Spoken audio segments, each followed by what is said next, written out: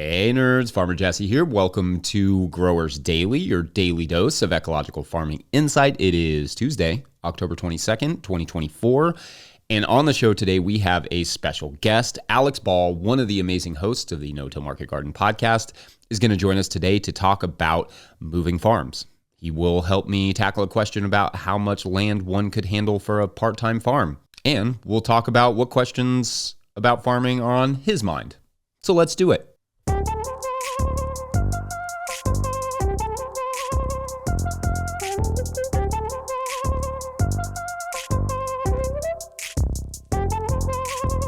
Alex Ball, welcome to Growers Daily. I'm excited to be here. I'm a huge fan of the show, and I'm excited to finally be back and chat with you about the farm. I'm super excited to have you. Let's just kick it off with a little bit of information about yourself so people can kind of know who you are. Maybe they know you as a host, but maybe they don't know you quite as a farmer. So tell us a little bit about your farm and where you are located. Yeah. So again, I'm Alex Ball on Old City Acres. We're located in Southeast Michigan in a small college town called Ypsilanti, right on the Huron River. We are a kind of a small auto college town, so kind of a weird, kooky place. But we do a year-round, four-season flat CSA. We do some markets, a little bit of wholesale, a little bit of everything, kind of traditional market garden. But our big thing is again that year-round production. Nice. Okay, so you said also there's some auto industry there too. Is that like, I kind of just think of that as Detroit, but that's kind of spans Michigan? Maybe give Yeah, us a little Southeast. context there because I guess I don't really know the industry up there. Yeah, so South Michigan, you have Detroit, kind of that auto hub center, but sprawling out from there for like an hour in every direction is the auto industry from all different angles, right? So there's plants that just do shipping of vehicles. There's yards that are just doing manufacturing of axles, of plastic inlays. So these high industries, the China as it sprawls out through our entire southeast part of our state.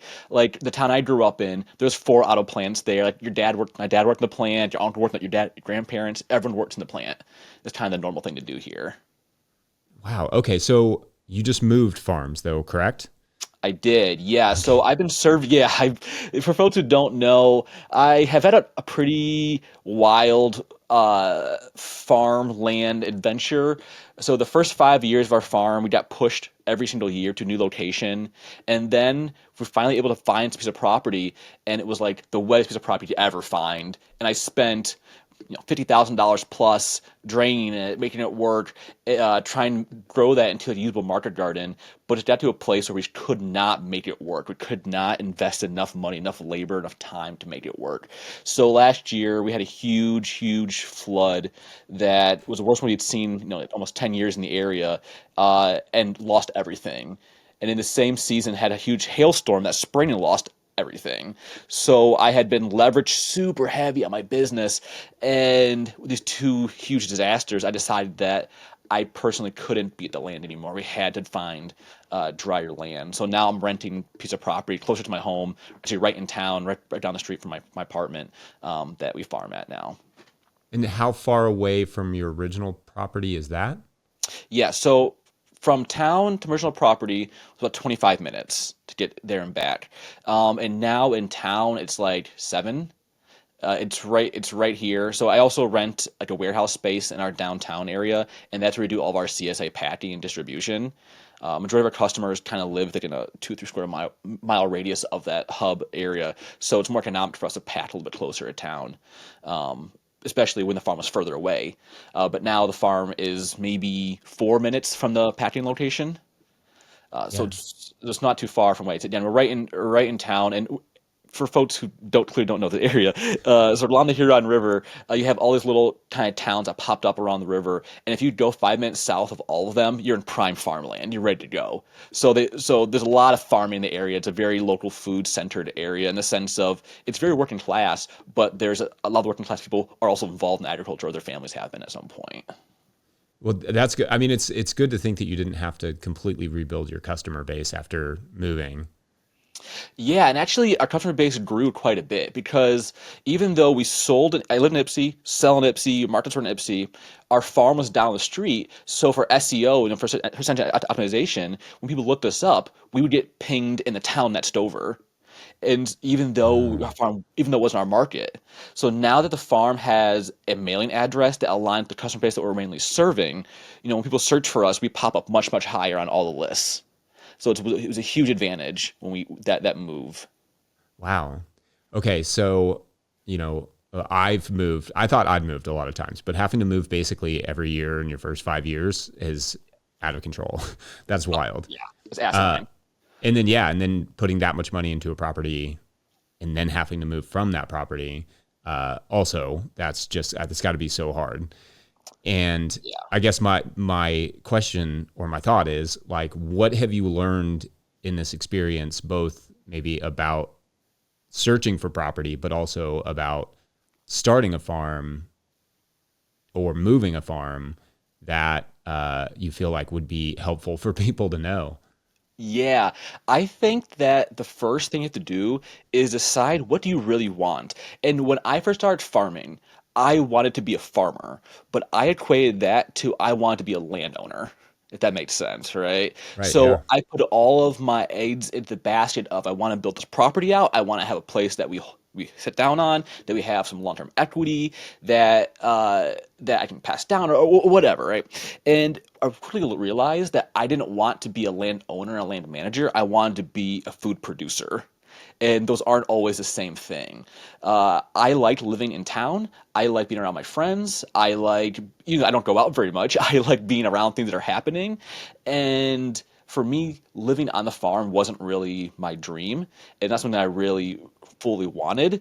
But I told myself, well, to be a farmer, I had to have this piece of land. I had to have this place. And now that I've been able to build up, let's say, my social capital in the community, granted, I've grown up here, I've lived here my entire life, so I have quite a bit of social capital already in place.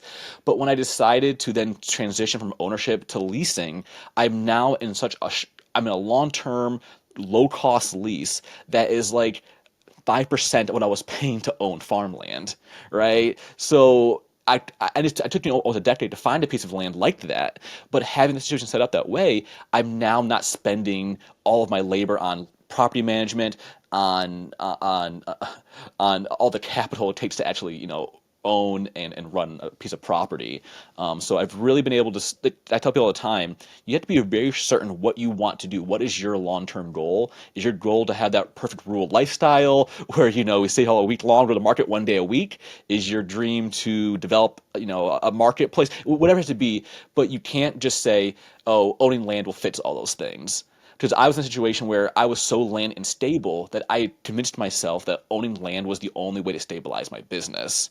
But really, it just kind of like gave me some quicksand to sit in for a few minutes, for a few years to try to calm down. And I found that if I'd taken all that capital I'd put into developing that property and put that in just growing my business, increasing, let's say, markets we did, or our revenue, or put it into things that grew revenue for the business, we would have been much further ahead in the long term. The lesson I learned, and I learned about land management and draining and all that kind of stuff in that process. And I even do consulting jobs for it now, so I got some skills from that. But if I was trying to grow the idea of being a food producer, I've been much better suited investing in a food producing business, not in a land management project. Yeah. I mean, that's fascinating because, it's easy enough for me to be like, oh, you should rent your land. And then people would be like, well, you own yours. And I'm like, yeah, it's really brutal. I kind of wish I rented instead. Like but it's nice to hear somebody who's gone through that process and landed on like, no, I'm kind of choosing renting. Like, I think that's a very valuable perspective to hear. Like, no, it is actually like a viable way of doing this. Yeah, yeah, and then I'll say this, I'm 30 years old. I'm a classic millennial, right? A lot of my friends, I have a lot of friends who also own homes and have now sold those homes and are now renting, back to renting, because again, they were sold this idea that to be stable, to be an adult, and that, then that state phase in life is owning a home, and they quickly realize that they don't make enough revenue in their daily jobs to then take care of a home, or any extra time they do have is now caught up in property management. And I would say this: that one point, I was managing my farm property, my home, and then my grandparents' home. So I was managing three properties, and at a certain point, my life was a mower. That's what I was doing. And it's like, no one's paying me to mow. I'm spending fuel and riding around. My back hurts now when I should be growing food. So yeah, I'm very happy to be a place now where I don't have to take on that labor of owning a home or owning the property itself. But there have been some downsides I found to the leasing, to the renting, and part of that is that your equipment and a lot of your things have to be kind of adjusted and dialed towards, let's say, a more transient nature of the business. Like all of our refrigeration's all on wheels. We have walk-in coolers and trailers, walk-in coolers in a box truck, and I just put a down payment on a wash pack kind of like farm stand on wheels as well. So everything we're doing now is kind of shifting towards that more flexible idea.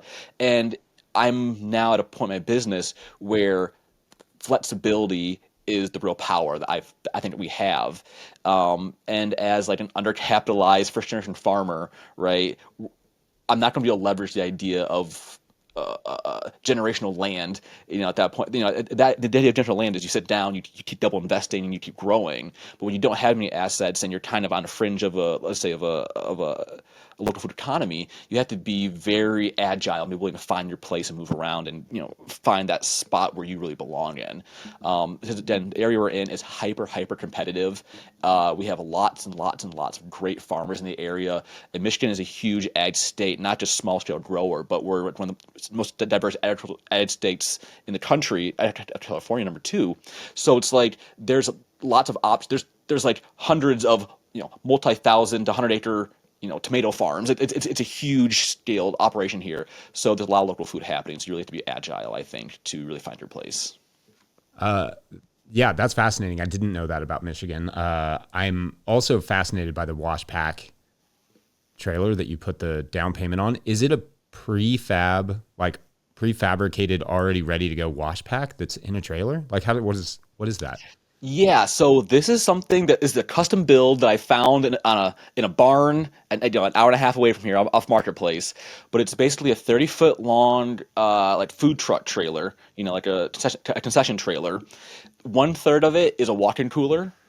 One third is like a showroom type farm stand area. And then the other third is a triple sink wash station and like stainless steel tables and like basically like a food truck. Whoa. Yeah, and it was when they built it, it was like over 100 grand to build this thing. But it's a very niche tool. Like I've looked at it, it's a thing that you'd only need for very certain type of operations. It's a huge walk-in cooler in it. Like why do you need that for a normal food truck? It's Yeah.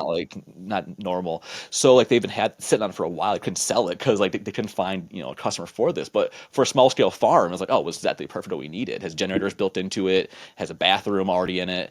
All the little small things you kind of need to like jumpstart a wash pack. So that's kind of what we're now moving toward, and that all that making everything as mobile as possible, so that then if opportunity comes up to find a good piece of property to sell at, we'll just pick it up and move it there if we need to. That's very cool. All right, so we're going to take a quick break, and when we return, we will get a question from one of our Patreon members. Be right back. Today's episode is brought to you by Rimmel Greenhouses. Whether it's tomatoes to market, flowers in the spring, or your family's harvest, growing in a greenhouse protected from the weather provides the right environment that you need for a harvest that you can count on. Rimmel greenhouses are designed for durability and offer the quality that you need to grow productively year-round. Visit rimmelgreenhouses.com to get a quote today. If I may editorialize for a second, I own a Rimmel tunnel. I love it. We built it ourselves, and I really appreciated the quality of the tunnel as well as the customer service we received in the process. So make sure to check them out. If you, the listener, wants to support our work, you can do so at patreon.com/no-till-growers. I will try to get to questions from everywhere that questions come from, but I will always get to those Patreon questions. Today's question comes from Chris Smith, who asks, as someone who is sticking to part-time farming while working full-time doing something else, it would be great to hear about what scale people found sustainable and what strategies they use to manage their time and stay relatively sane. Alex, I'll put that to you first. Yeah. Basically, what scale do you be at, or how do you maintain that?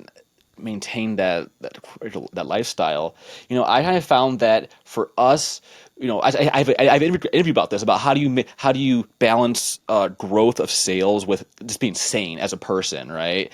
And I found that at our farm, when we got past that a quarter acre, 3/4 acre scale with one person, we had to bring on more people, we had to bring on more labor, and I constantly kept pushing back between paying that labor out and then scaling down a little bit and keeping that money as income. We kept balancing out constantly. So I feel like making that jump to the full scale is such a risky move. But if you can push past it and at least get some of those workers, get some of those workers somewhat positively, push some capital back to you, if that makes sense. Like right here locally, we want to pay our workers a solid wage, but at the same time, we have so much competition from nonprofit farms and other farms who are not capital tied, who either A, pay super high wages, or B, have super low pricing. You kind of hit on both ends of that. So I really think that to make that jump to a full time, you really have to make sure there's a local demand for it, and not just this demand you think is there. Because at certain times we tried to push into that larger scale and have gotten caught really badly. Like last year, we scaled quite a bit, were really leveraged on capital, and then you have 4 or 5 loans out, and all of a sudden you hit with a flood or a hail or storm, something like that, and all of a sudden you're not being able to pay that off. But yeah, I maybe answer a little better. Is there anything else maybe wants to hear more about that?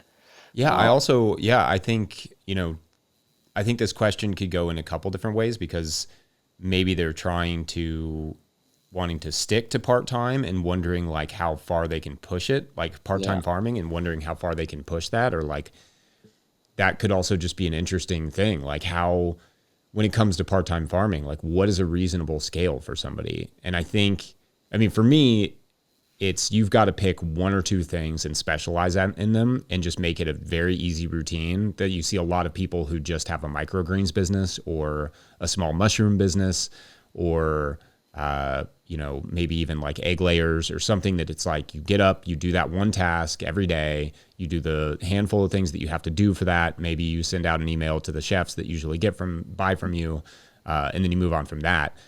Like, I don't know, do you have any thoughts in terms of maybe just like that sort of finding a good scale for a part-time gig?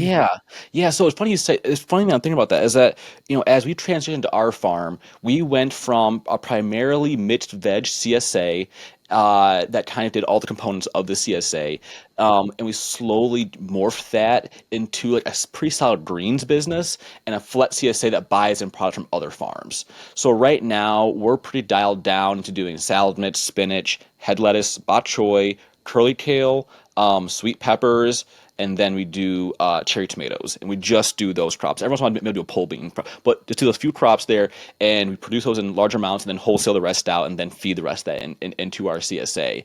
And we kind of found really quickly, especially when we were a full mixed veg CSA on about half an acre, is that we had all this labor that got tied up in like weekly picking of zucchini, weekly picking of like all these lower value crops that round our CSA out, that were just like huge time sucks that, if we had cut all those out, we would quickly went from a full-time farm down to semi part-time, but the amount of money we were making was relatively much higher, because you weren't being filled with all these lower value tasks. So I totally agree. You got to find out what you specialize in, and I kind of find you've got to have just 2 or 3 really good outlets. If you can find a few to 3 good outlets, but to push your product either through an online source that you run mixed with a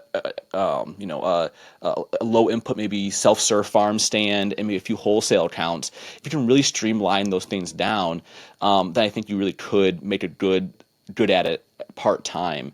But I think you mentioned it a while ago, Jesse, is like the older I get in my business, the more and more I want other sources of income flowing into my farm that aren't just, or in my life in general, that just aren't produce based.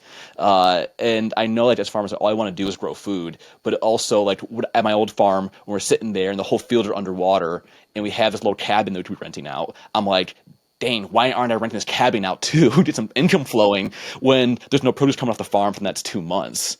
So I think you can really stack those functions on a small scale farm, and make a decent living part-time farming. I think also have a more enjoyable time part-time farming, because like I think you really need to be honest about yourself and where you come from and what your goals and what your possibilities are. For me personally, like I come from very working class neighborhoods, working class families with no previous land or capital to put into my business. So I understand that like if I fall, the run right below or failure is, is homelessness. You know what I mean? There's a run that's there really quickly, and if that next rung isn't being unhoused, then yes, you can maybe play around and do more things, but you have to be really realistic about what you want to do. And I think especially if you're going to be balancing other people in your lives who maybe aren't on the farm, who don't have that same agricultural dream, that like having a good balanced life and having that part-time farming might actually be the best option. And I'll end with one thing, is that just because you're part-time farming doesn't mean the other job can't be local food as well. And I think I would describe myself personally as that my vegetable farm is part-time, and then I also do another farming project where we do aggregated local food product boxes. I work on that as well, and I own both of those businesses. But it's like, is half my time on the farm? Yes. Other half the time is distributing food. Yes. Are they farming altogether? They are. But my full-time job isn't harvesting and cutting lettuce.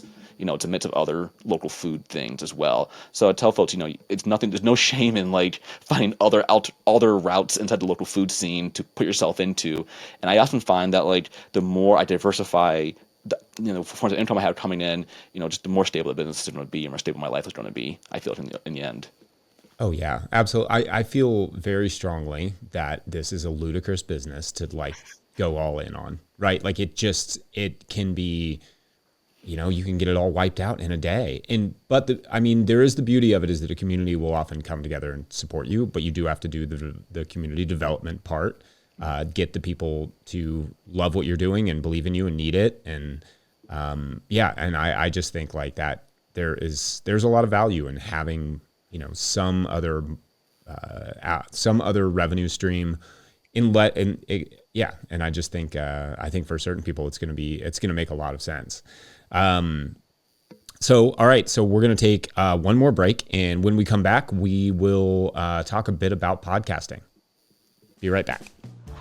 Hey, you all, Farmer Jesse here. So our work has always been about keeping farming information as free and open to the public as we possibly can, and that won't change. One way in which we make that possible, though, is through advertising on podcasts like this, on our YouTube channel, on our forum, and so on. So if you are a small farm-related company selling seeds or tools or something growers could use, or if you're an organization putting on some conference or something else farm-related that I'm not thinking of, get in touch with us at Farmer Michelle at no-tillgrowers.com. That's Farmer Michelle at no-tillgrowers.com.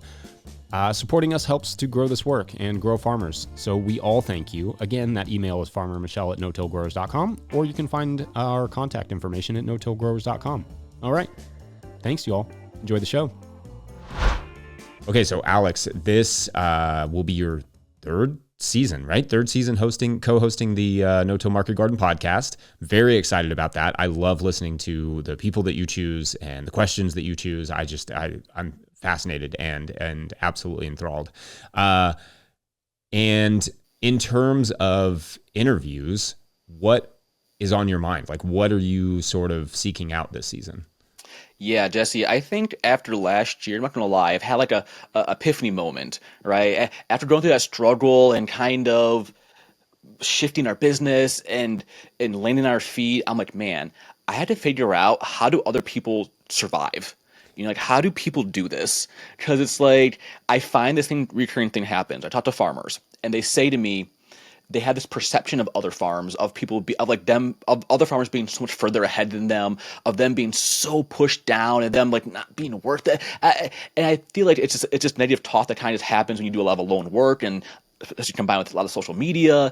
So what I'm really trying to do is just talk to a lot of different small growers at different scales and try to expose the reality of small scale farming and show how are they surviving, and how are they surviving with their specific small scale farm goals. As I said earlier, like, is your goal to have a 20-acre farm where your family grows and stacked businesses, or is it a market garden where you supply supplements to the farm, to the people in your community?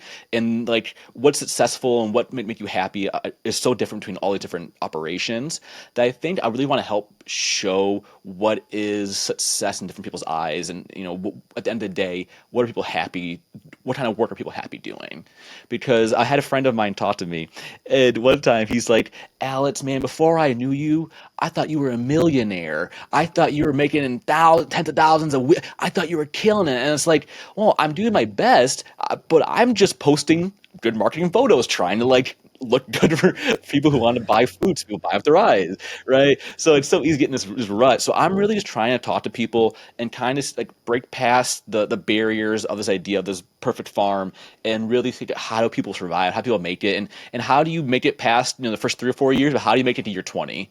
And what the different things that people go through. Like, I interviewed a farm yesterday, and they are in, I think, year 13 or 14, right? And they've had different peaks and valleys in the businesses, parts where they're pushing really, really hard, making a lot of money, growing really fast, and then seeing how they rebound from that and then went back up, finding that happy medium. So trying to show people, like, the farms aren't static, we change, and what being successful at one year to another is, what does it really mean to you? I love that. I feel like it's really, this business, like I said, is absolutely bananas. And it's one of those things that there are people that can do it successfully and survive. And I feel like there's things we can learn from them. There's a lot we can learn from people whose businesses don't survive, or who are just in the middle of it, or who are in that 5 or 10 year period where everybody's like, you'll be good at 5 or 10 years, and are still kind of like, I'm it's still pretty hard. Or conversely are like coming out of it. Like, I think there's such a range of experiences because farm businesses are as dynamic as farms. Like, it's just a really, really complicated business. Everybody comes into it with a different amount of capital. Everybody comes into it with a different climate, different clientele, different competition. It is a really extraordinarily difficult and complicated and fascinating business, just from end to end. Jesse, I totally agree with you. I often tell people that, like, people aren't starving because of lack of production in this country, right? There's food everywhere, and you're selling a commodity that is, if you have enough money, is available at most places. So, in a lot of communities, especially those who are in hard financial times, they, the first thing you drop is your food budget, right? The first thing you cut out. So it's definitely a hard business to be in. And, depending on where you live is going to really determine kind of the nature of your business and what you can do. Like, I would say our farm specifically, we have so much competition around us. We've now, it's forced us in a good way to become very precise in what we do and what we grow, and allows us to work with a bunch of other farms locally and deliver a great product to our local consumer. But I've talked to other growers who are in communities where the nearest farmer to them is an hour away, and they're feeding let's say population, or a population of 1,000 within a 25-minute radius of where they live. And what they grow and produce and what things are even possible there are totally different than, someone who's an urban farm in Vancouver to a rural farm in Minnesota. So I'm really excited to just kind of hear what those people need to succeed, and really, what joy they find in their business. Because besides just like growing food and making a living, farming, I don't know, for me is like the most fun thing in the world. And like, and you said, like there are so many other jobs that, like, I see, I'm like, oh, I could apply for that job and I'm qualified for this position, and it's 10 times as much money that I'm making growing turnips. But I'm like, but man, if I had to sit in that desk for like 8 hours a day and not be able to like just go and like grow a head of lettuce, oh, I would lose it. It would get under my skin. So, but there's so much value in the farm itself. So yeah, I'm really excited to hear from folks and just kind of figure out how they find balance in their life, how they keep it going. We're heading into year 13 for our farm, and I'm not gonna lie to you, man. Last year I hit probably the biggest wall I've hit my entire career. You can get knocked down, and you can put a lot into your business, but like, you keep saying, "Oh, I'll be good at year 5. I'll be good at year 10," and then at year 10 you have a disaster, and like all of that buildup of years of like hope and yeah, I mean just hope, and maybe on some level lying to yourself, and I'll be good at year 10, then it all crashes down, and it can really put you in a bad position. So yeah, it's like, how do you motivate yourself, keep going? How do you like find the little things that keep you motivated, especially past that first decade? I love that. Well, Alex, I very much look forward to this season of the No-Till Market Garden podcast. Let people know where they can find you, maybe on the Instagram or wherever you are posting. Yeah, I'm on Instagram at Old City Acres. I post nothing serious. I almost resent the farm at this point. It's just fun farm memes and like things that make me laugh, and maybe like I had a bok choy once in a while. So if you enjoy some farm stuff, you might enjoy my page. Nice. We will make sure to put that link in the show notes. And Alex, it has been amazing chatting with you. I always enjoy our conversations. Oh, thanks, Jesse. I really appreciate being on the show with you. All right. I hope you enjoyed that episode. Make sure you are subscribed to the No-Till Growers Network feed, wherever you subscribe to podcasts, or our No-Till Growers podcast channel here at YouTube. In that way, you will not miss any of Alex's interviews. Also, please make sure you are subscribed or following wherever you are hearing this anyway, or watching, so you don't miss any of these dailies. Huge thanks to Willie Breeding for the theme music and everyone over there at No-Till Growers for their support. Speaking of support, the absolute best way to see this work keep going and growing, or just show your general approval, is to join over at patreon.com/no-till-growers, where I will be shouting out every new member this month. But also at a certain level, or if you just bump up from one level to another, you get that same deal. So big shout outs today to, see who we got. Megan List. Oh, that's a convenient name, Megan. Love it. Gabriel Lopez Carrier, Blair B, and Stefan R. Huge thanks to everyone who supports us in whatever way that you can. This truly is like what keeps this thing going. So we really appreciate it. Otherwise, have a great day. We'll see you tomorrow.